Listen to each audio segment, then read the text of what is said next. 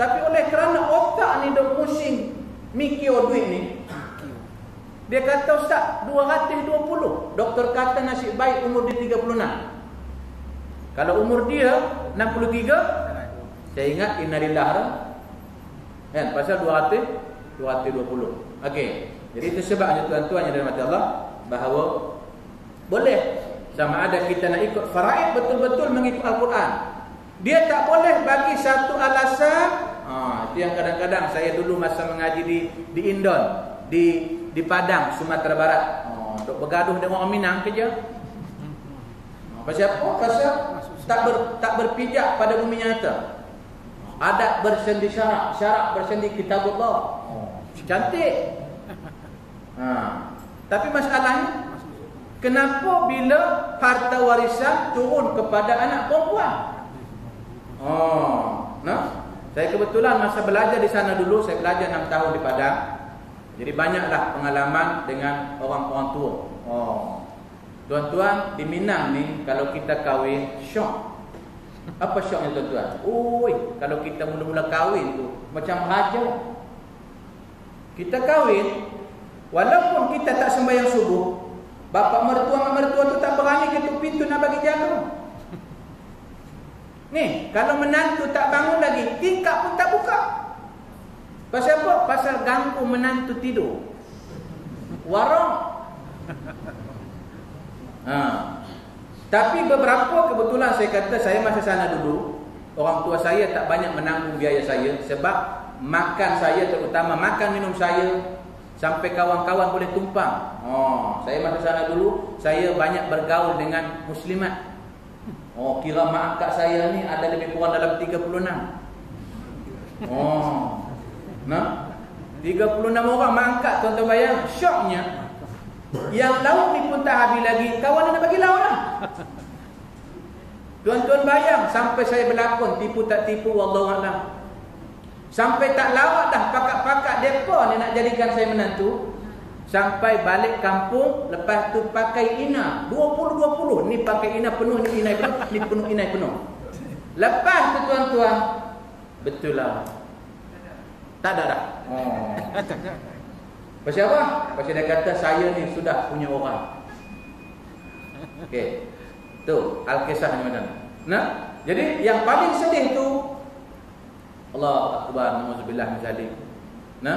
Di sana tuan-tuan, apabila kita dah tua, duit pun tak berapa yang nak ada. Masa tu duduk di mana? Tidur kat surau, tidur kat beranda-beranda surau. Pasal apa? Keluarga tak berapa nak dah. Itu sebab Minang ni, dia punya prinsip dia, kalau kita berada, kita nak buat rumah, dia akan suruh buat rumah di tapak rumah dia. Tanah lok tu, tanah kampung, dia tak bagi kita buat rumah tempat lain. Macam apa? Senang. Kalau berlaku bergaduh, kena berlaku perceraian, senang. Rumah tu dapat kat dia. Macam apa? Nak jual, siapa nak beli? Tanah tu tanah dia. Geran tu dia pegang. Bukan boleh pecah geran.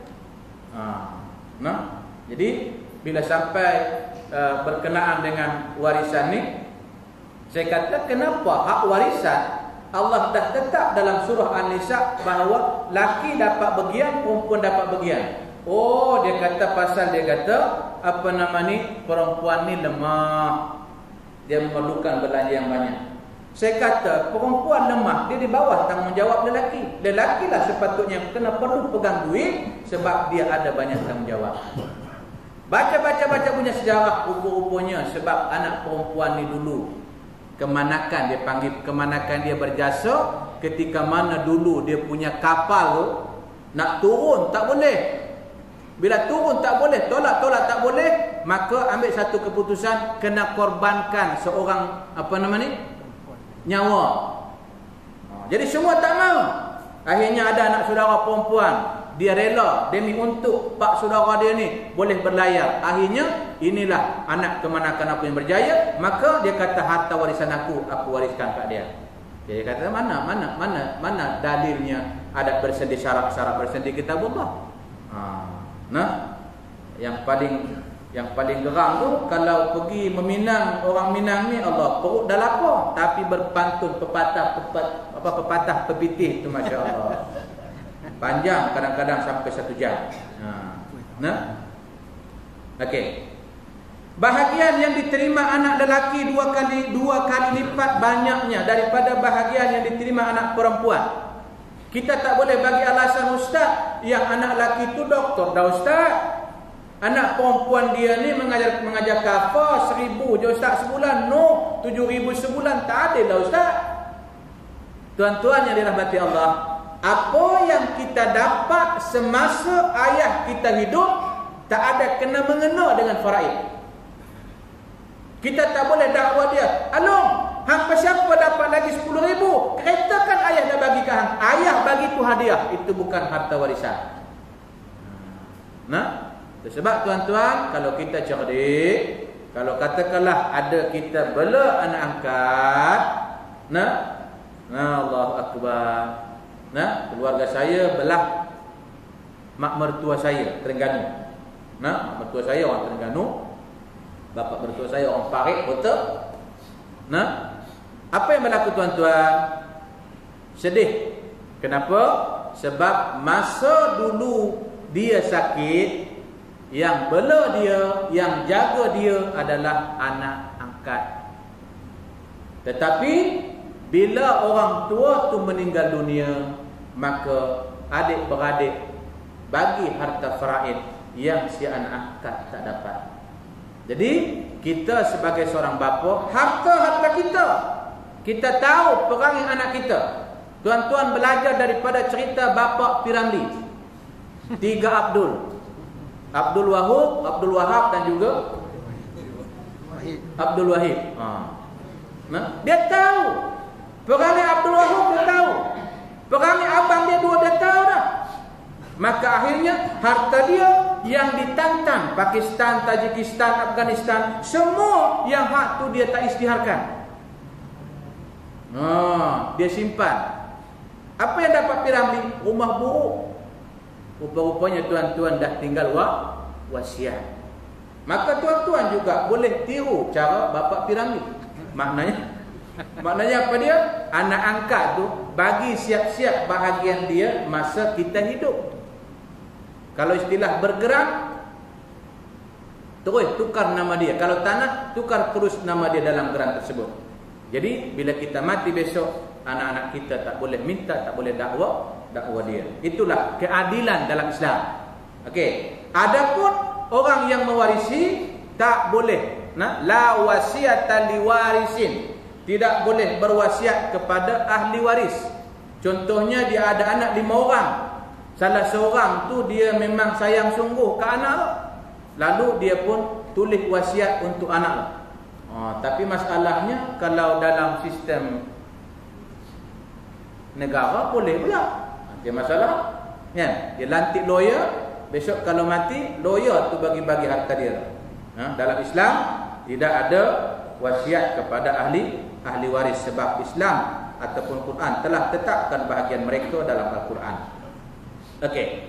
Firman Allah Subhanahu wa taala dalam surah An-Nisa ayat 22. Yusikumullahu. Ausa yusi. Maknanya mewasiat. Bila wasiat tu maknanya Allah dah tetapkan. Macam tu. Apa dia? Fi auladikum, pada anak-anak kamu. Lizakari, bagi anak-anak lelaki, mislu hazzil unsayain, ialah mendapat 2 kali lipat daripada bahagian anak perempuan. Penetapan pembahagian ini berdasarkan kewajipan kaum wanita. Kaum wanita dalam Islam dibebaskan dari kewajipan nafkah. Bukannya isteri tanggung suami, tapi suami yang tanggung isteri. Sekalipun dia mempunyai harta kekayaan, kewajipan nafkah selamanya berada pada ayah sebelum anak wanita itu bersuami. Dan anak perempuan dibebas daripada bekerja.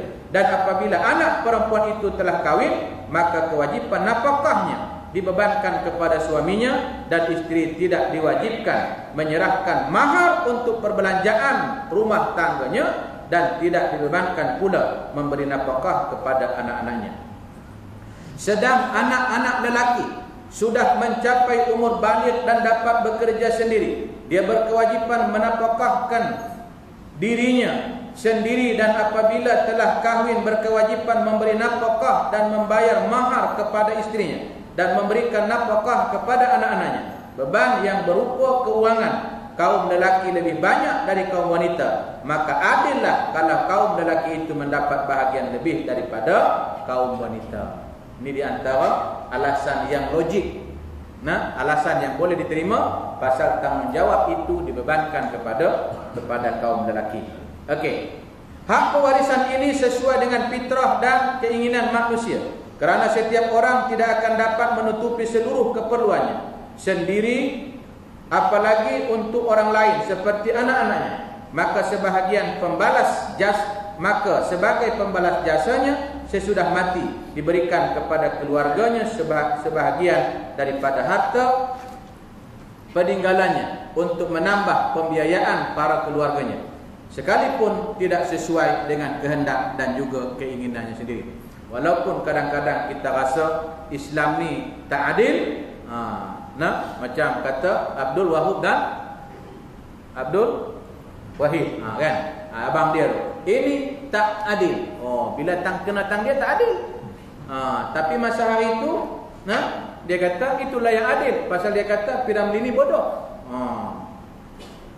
Okey. Kemudian ada pun hikmah yang terkandung dalam hukum pewarisan adalah untuk membantu keluarga ahli waris dalam kehidupan mereka, sehingga ahli warisnya tidak menggantungkan nasibnya kepada orang lain. Maknanya jangan sampai si Adam bila bapa dia meninggal dunia, dia terpaksa merempat, terpaksa minta sedekah, terpaksa minta pertolongan orang lain. Dan juga hak pewarisan ini merupakan redistribusi harta kekayaan kepada ahli waris dengan cara merata ataupun cara adil, sehingga harta kekayaan itu benar-benar beredar dan juga tidak tertumpu pada satu tangan ataupun segelintir orang sahaja. Maksudnya Islam itu diadil kepada semua anak-anak. Dan termasuk dalam merealisasi kehidupan bergotong royong sama anggota keluarga ini adanya hukum perwalian terhadap diri orang yang tidak belum ataupun cekap terhadap harta kekayaannya, yang termasuk dalam perwalian yang bersangkut paut dengan diri pribadi manusia ialah pengasuhan terhadap anak-anak kecil daripada pihak ibunya, seperti yang telah diringkaskan di atas. Termasuklah tuan-tuan hebatnya Islam ni. Hebatnya Islam ni, apabila katakanlah seorang bapa itu meninggal dunia, tiba-tiba dia meninggalkan anak yang masih kecil, maka ahli waris yang paling dekat dia kena jaga harta tu elok-elok sampailah si anak itu mencapai akil baligh. Kemudian si orang yang beri amanah menjaga harta tersebut juga tidak boleh membelanjakan secara boros. Dia mesti ada satu perhitungan yang berjimat cermat. Seorang sahabat, saya lupa nama dia, datang kepada Rasulullah SAW. Dia kata, ya Rasulullah, dia kata saya ni ada mempunyai seorang anak saudara, dan saya, dia kata bapa dia meninggalkan sejumlah harta benda. Maka dia kata, bilakah saya boleh serahkan harta tersebut kepadanya? Maka Nabi menjawab, dia kata apabila dia sudah akil baligh. Itu pun dia kena diuji.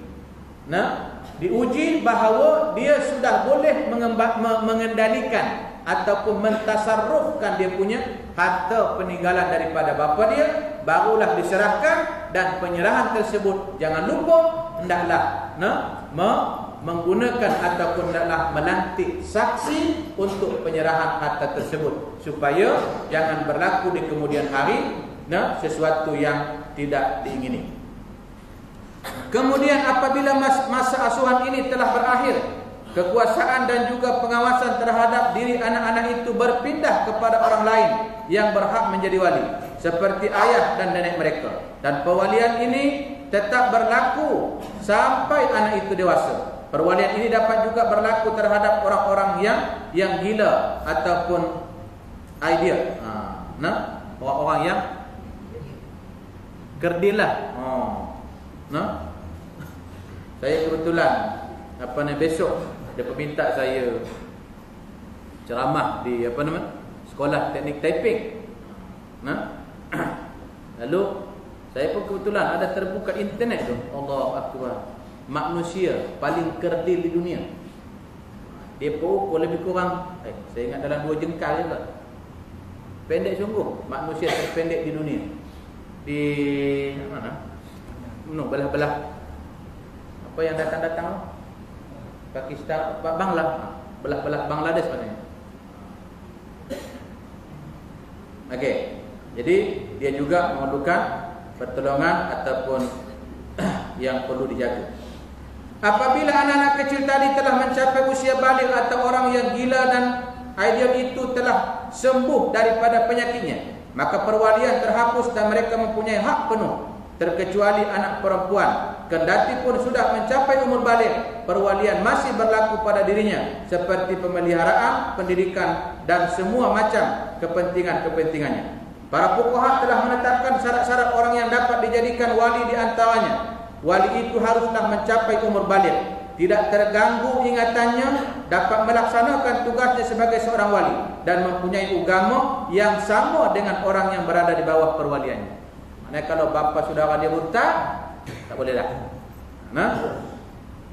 Ataupun yang mana pak saudara dia ni umur dia baru 8 tahun, pun tak boleh jadi wali, dia kena akil baligh.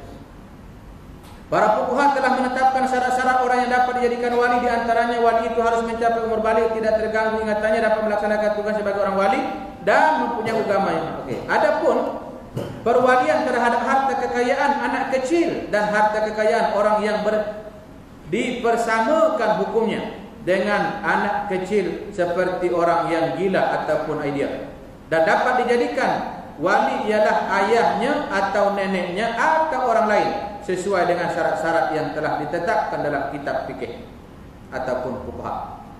Peraturan ini ditetapkan berdasarkan kepada kemaslahatan anak kecil ataupun orang-orang yang dipersamakan dengan anak kecil itu sendiri. Kerana itu, bagi orang yang menjadi wali disyaratkan, pertama, orang yang bersifat amanah, kemudian mampu memelihara harta kekayaan orang-orang yang berada di bawah perwalian dan dapat pula memperkembangkannya. Perwalian yang seperti ini akan tetap berlaku selama sebab perwalian itu masih ada, dan apabila sebab perwalian telah hilang, seperti anak yang di bawah perwalian itu sudah mencapai umur dewasa, atau orang-orang yang dipersamakan dengan anak kecil itu telah pun sembuh daripada penyakitnya dan telah mampu mengurus harta kekayaan sendiri, maka perwalian terhapus. Allah Subhanahu wa taala berfirman dalam surah An-Nisa ayat 6, "Wabtalul yatama hatta idza balagun nikah fa in anastum minhum rusyda fadfa'u ilaihim amwalahum." Ini hak ataupun waktu menyerahkan harta. Kata Allah Ta'ala, "Dan ujilah anak yatim itu sampai mereka cukup umur untuk berkahwin. Kemudian jika menurut pendapatmu mereka telah cerdas ataupun pandai memelihara hartanya, maka serahkanlah kepada mereka hartanya." Jadi kita adalah ukuran dia, yang menyebabkan bahawa dia sudah boleh menguruskan harta dia sendiri yang ditinggalkan oleh ayah dan ibu dia. Begitu juga perwalian terhapus daripada orang yang gila kalau mereka telah sembuh dari penyakitnya. Para wali berkewajiban mengurusi harta kekayaan orang yang berada di bawah perwalian atas dasar menguntungkan kepada orang yang berada di bawah perwalian. Jangan sebaliknya. Kadang-kadang kalau anak yatim tu kaya, berebut nak jaga. Berebut nak jaga, kawan ni nak jaga, bini nak jaga kawan tu dan sebagainya. Semua mak saudara pun berebut nak jaga. Siapa? Harta banyak. Tapi bila anak yatim itu tidak ada meninggalkan harta, semua pakak-pakak melepaskan melepaskan batu di tangga? Oh, dia kata aku sibuk lah. Macam-macam lah alasan mereka. Okey, maknanya ada udang di sebalik batu. Jadi berdasarkan demikian, mereka tidak boleh menghibahkan ataupun memboroskan harta kekayaan orang yang berada di bawah perwaliannya. Dia kena belanjakan harta itu dengan jimat cermat. Tuan-tuan muslimin, muslimat yang dirahmati Allah, jadi insya-Allah bulan depan kita akan mengkaji pula kedudukan Islam, ataupun kedudukan posisi wanita dalam Islam. Termasuklah besok saya nak dedahkan sempurna dengan Maulid Rasul yang terbaru, iaitulah apabila seorang wanita syahid, Allah lupa nama dia, walaupun ada yang mengatakan dia adalah menggunakan samaran tapi bukan dia sebenarnya, tapi daripada segi kata-kata dia cukup menghina. Lebih kurang dalam ayat tu dia sebut dia kata, kalau dia kata nak melakukan sembahyang, sembahyanglah seorang diri. Tak payahlah dia kata bising-bising mengajak orang lain. Yakni dia marah apabila dilakukan azan. Dia kata kalau azan tu dia kata aku mau tidur. Dia kata kalau suara tu sedap tak apa juga. Ini dia kata macam bunyi anjing melolong. Itu juga satu penghinaan terhadap Islam. Disempurna dengan Maulid Rasul ni, kita kena bermuhasabah diri. Sebab tuan-tuan yang dirahmati Allah, kadang-kadang adanya orang Islam mal Islamu illa ismun. Islam itu hanya nama dia je. Contohnya Fatimah binti Lebay. Tetapi dari segi keciri-cirian keislamannya langsung tak ada. Pertama, tak menjalankan syariat Allah. Itu sebab tuan-tuan, termasuklah saya bersumah tadi dia jelaskan tentang Islam Muslim. Kita kadang-kadang sama aja. Dia tu Islam, dia tu Muslim. Tak. Islam tu adalah satu pegangan. Dia agama dia Islam. Tapi tidak semestinya orang itu Islam dia Muslim. Kita kena faham. Islam dengan Muslim lain.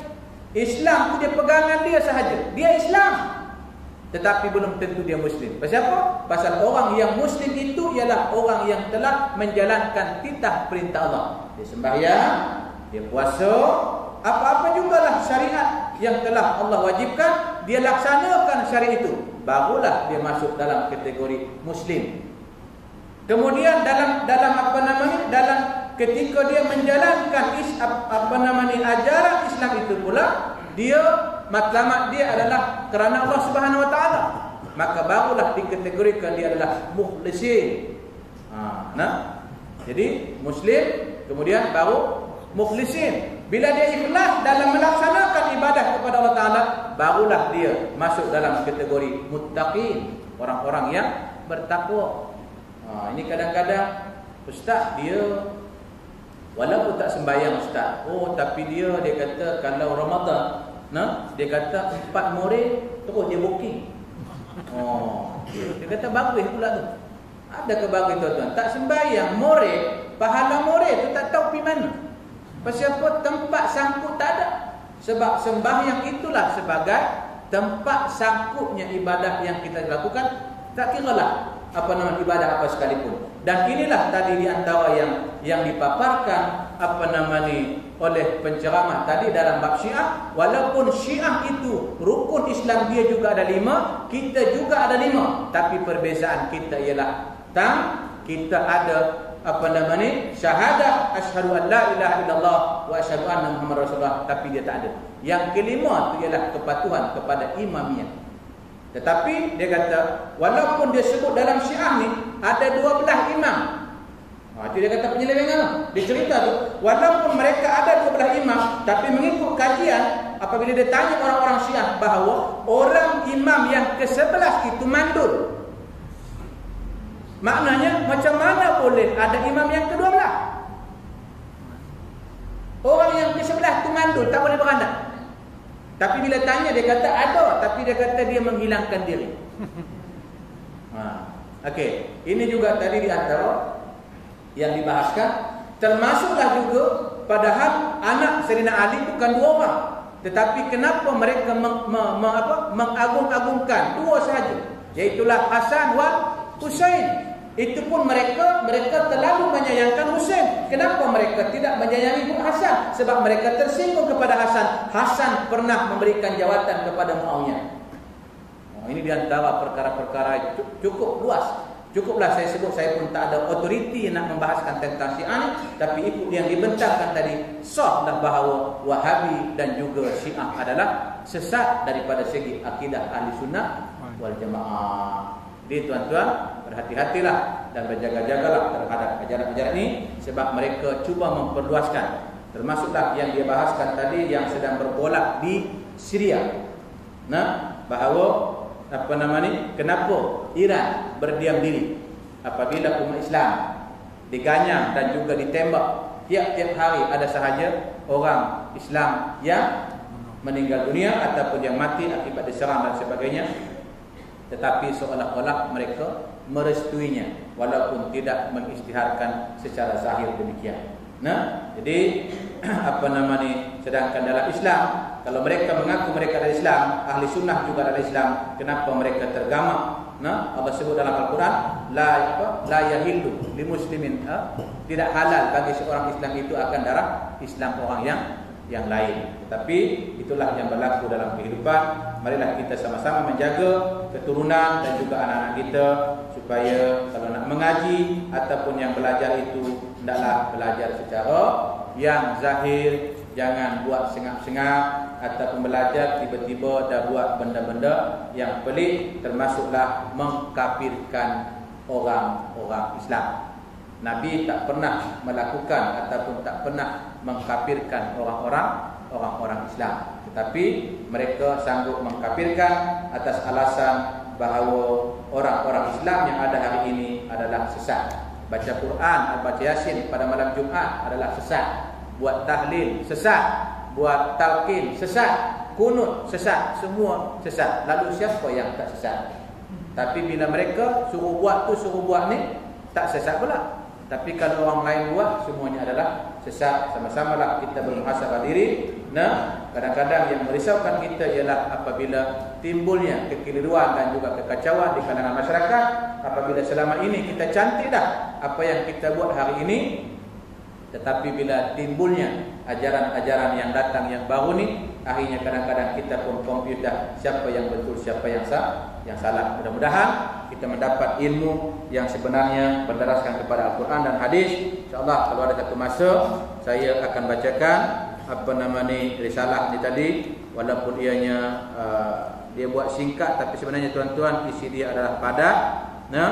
Termasuklah dia sebut penyelewengan daripada sudut syariat. Syiah ni dia menolak ijma' ulama, Syiah ni menolak qiyas. Kemudian menghalalkan nikah mut'ah. Bayang tuan-tuan, kalau kata perempuan tu dia boleh nikahkan diri dia. Aku nikahkan diriku kepadamu dengan mas kahwinnya 200, kan? Dengan masa 2 minggu. Aku tak ada duit 200 seminggu je. Aku nikahkan diriku kepadamu seminggu 100. Jadi macam main-main je nikah ni. Inilah di antara nikah mut'ah ataupun akad nikah dengan tempoh tertentu. Dan juga termasuklah menjamakkan solat tanpa alasan tertentu, iaitu zuhur dengan asar dan maghrib dengan isya. Dia cerita tadi, tapi dia tak cerita keluarga siapa. Seorang hamba Allah Ta'ala, dia kahwin dengan seorang perempuan. Dia tak tahu yang perempuan tu adalah Syiah.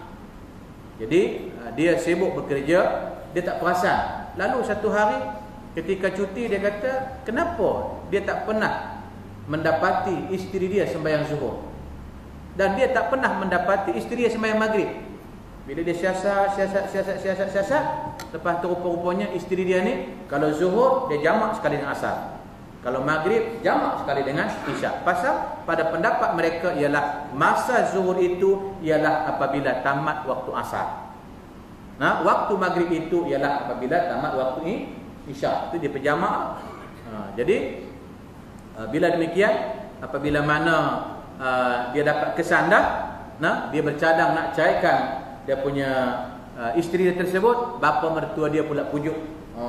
Dia kata Syiah ni, dia kata taklah seperti mana yang digembur-gemburkan. Dia kata kita boleh bincang. Jadi maknanya dia nak masukkan juga idea tu sikit-sikit kepada menantu dia tu, supaya nanti menantu dia juga jadi Syiah. Sebab tuan-tuan, kalau ada anak tuan-tuan, ada lelaki atau perempuan, kalau nak menikah, tolonglah selidik betul-betul. Nah, walaupun dia ustaz, tapi selidiki juga latar belakang dia, sama ada ustaz dia adalah daripada kalangan ahli sunnah wal jamaah, ataupun daripada kalangan mazhab Wahabi, ataupun daripada mazhab Syiah, yang mungkin akan memporak-porandakan ataupun yang mungkin akan menghancurkan kekeluargaan kita, anak menantu bergaduh dan sebagainya, bapa mertua dan sebagainya. Nah, jadi sebelum berlaku hal demikian, marilah sama-sama kita bermuhasabah diri. Dia panggil apa? Kenal dulu baru cinta. Jangan cinta dulu baru kenal. Kalau cinta dulu baru kenal, bahaya. Orang kata cinta itu adalah buta. Bila cinta dah buta, tai kucing pun rasa coklat. Itu yang cukup bahaya. Wallahu a'lam.